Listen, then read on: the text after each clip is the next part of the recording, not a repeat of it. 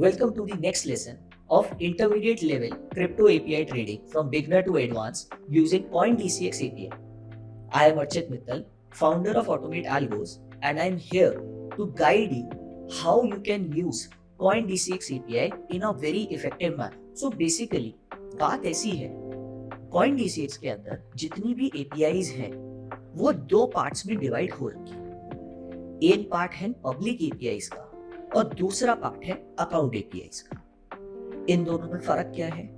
जो public APIs है वहां पर आपको अकाउंट क्रिएट किए बिना भी आप उनसे डेटा फेच कर सकते हैं। ये APIs कौन कौन सी है? जैसे कि CoinDCX के अंदर कितने टिकर्स हैं, CoinDCX के अंदर प्राइस क्या चल रहा है, CoinDCX के अंदर LTP क्या आ रही है किसी पर्टिकुलर सिंबल की। तो ये सारी जो चीजें हैं ये पब्लिक APIs में है। अगर आपके पास अकाउंट नहीं भी है या फिर आप जो है डायरेक्ट API सीक्रेट और API कीज से यूज ना करते हुए भी अपने लिए एक छोटा डैशबोर्ड बनाना चाहते हो या फिर स्टडी करना चाहते हो मार्केट के लिए, ताकि आप अपने मैनुअल ऑर्डर्स ले सकें बिना API सेट किए, तब आप इस पब्लिक APIs को यूज कर सकते हैं। दूसरी तरफ आती है हमारे पास अकाउंट APIs। अकाउंट APIs हमसे ये बोलती है जितने भी सेंसिटिव मेथड्स हैं, जैसे कि आपका प्लेस ऑर्डर, मॉडिफाई ऑर्डर, ये सारी की सारी जो सेंसिटिव APIs हैं जिससे आपकी फाइनेंशियल कंडीशन इंपैक्ट हो सकती है in terms of revenue gain और लॉस, इन सारी चीजों के लिए अकाउंट APIs का होना जरूरी है। हमने लास्ट के 2 लेक्चर्स में ये देखा कि किस तरीके से हम लोगों ने अकाउंट क्रिएट करके API की और API सीक्रेट की जनरेट करी और उसको टेस्ट करा फिर कि वो चल रही है या नहीं चल रही। अगर आप लोगों ने वो लेक्चर तक सारी चीजें फॉलो करी हैं एंड उसके बाद आप ये लेक्चर देख रहे हो, तो आपके पास पब्लिक APIs और अकाउंट APIs दोनों का एक्सेस है एंड आप दोनों को फुल कैपेसिटी पर यूज कर सकते हैं। एक बार देखते हैं कि ये पब्लिक APIs और अकाउंट APIs कैसी कैसी रहती है। एक एग्जाम्पल लेकर भी देखते हैं हमारी पब्लिक APIs का और अकाउंट APIs का। तो मैं डॉक्यूमेंटेशन पर आ जाता हूँ। डॉक्यूमेंट्स के अंदर मैं फ्यूचर एंड पॉइंट्स पे आता हूँ और यहाँ पर मैं गेट एक्टिव इंस्ट्रूमेंट्स पे आता हूँ। ये गेट एक्टिव इंस्ट्रूमेंट्स में आप देख सकते हो ये जो पूरा कोड है, यहाँ पर कहीं पर भी की और सीक्रेट का जिक्र नहीं हुआ है, तो आप इसको डायरेक्टली यूज कर सकते हो और ये आपको बता देगा कितने इंस्ट्रूमेंट्स हैं जो कि आज की डेट में CoinDCX प्लेटफॉर्म पर एक्टिव है ट्रेड करने के लिए फ्यूचर्स। तो मैं इसको कॉपी कर लेता हूं एंड एक नई फाइल बना लेते हैं।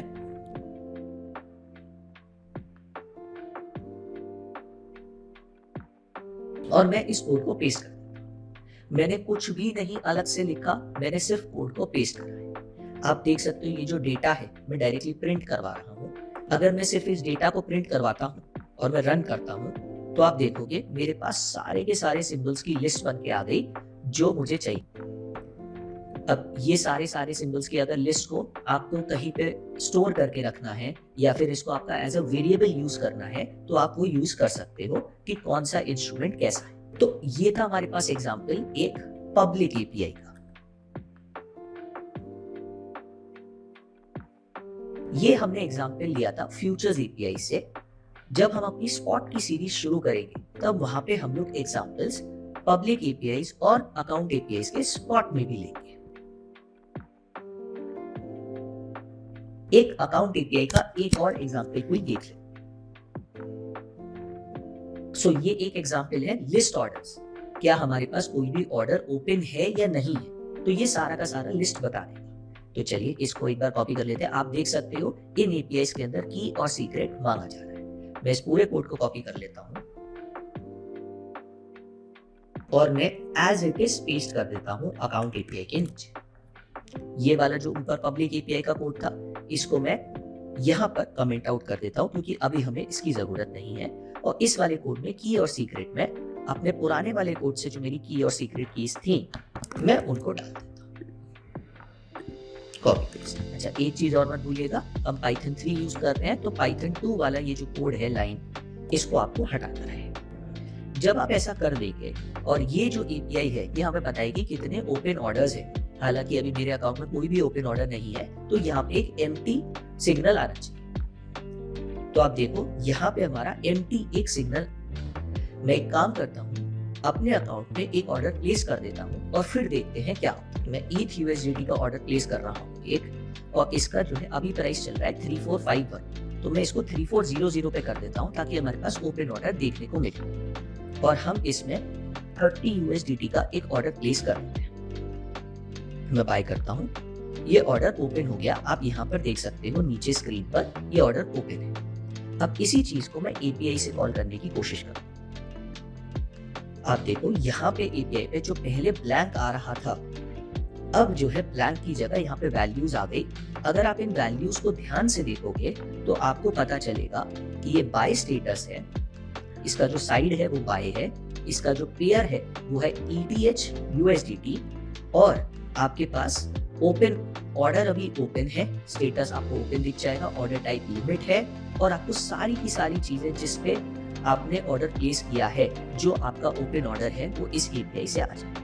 मैंने कोड के अंदर कुछ चेंज नहीं करा, मैं सिंपली बस API डॉक्यूमेंटेशन पे गया और मैं इस ऑर्डर को लेकर आ गया। It is that simple. अभी के लिए मैं ऑर्डर को क्लोज कर देता हूँ, ऑर्डर कैंसिल हो गया। और अब मैं एक बार फिर से चला के देखता हूँ इसको, तो आप देखोगे फिर से ये जो है ब्लैंक। तो ये था हमारे पास अकाउंट API। तो हम लोगों ने इस लेक्चर में देखा कैसे हम पब्लिक API और अकाउंट API को यूज कर लेते हैं। मैं आप सब लोगों को एक असाइनमेंट देना चाहता हूँ।